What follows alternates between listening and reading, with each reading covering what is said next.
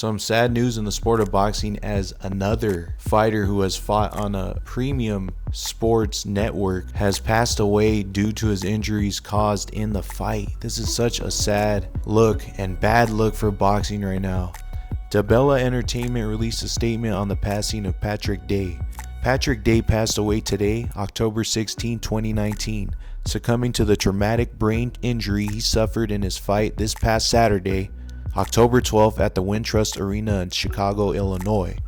He was surrounded by his family, close friends, and members of his boxing team, including his mentor, friend, and trainer, Joe Higgins.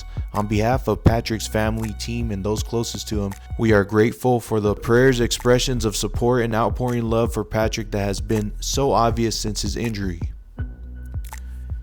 And DiBella Entertainment goes on. Wow, this is crazy. I can't believe this happened.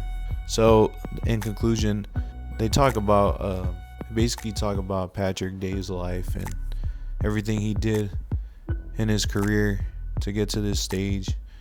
And it's so sad to see another fighter pass away from injuries that he suffered during the telecast of a live boxing event in America. That's sad. But you know what? This should provoke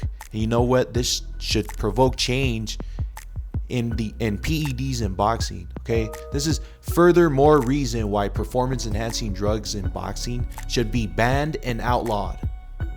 These commissions, everybody in the sport is getting away with this dirty shit. Let's be real. PEDs in boxing needs to be done with. There needs to be some type of oversight. There needs to be some federal involvement in this shit because guys are dying.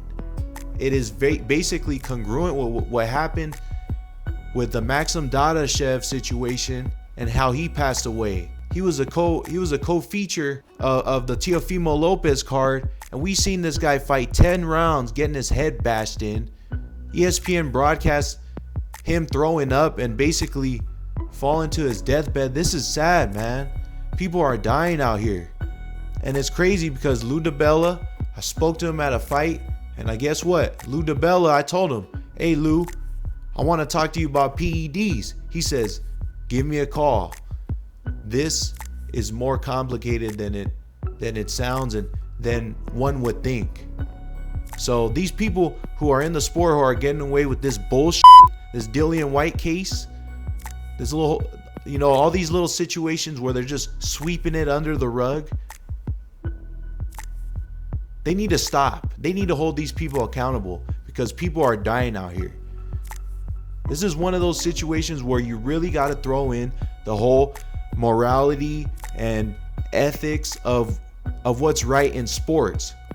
Okay, boxing has a dirty stigma. Why can't that be corrected in America? It needs to be corrected in America.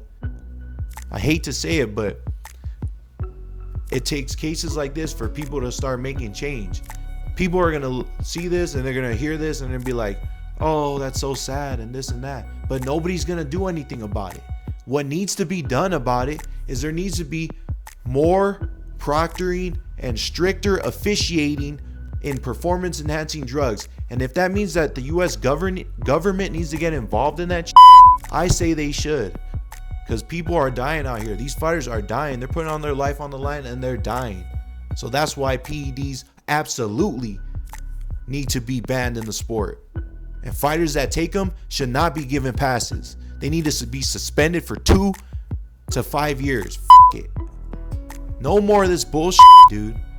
This makes me angry to see fighters die knowing that potentially, who's to say that the guy you fought wasn't on some shit?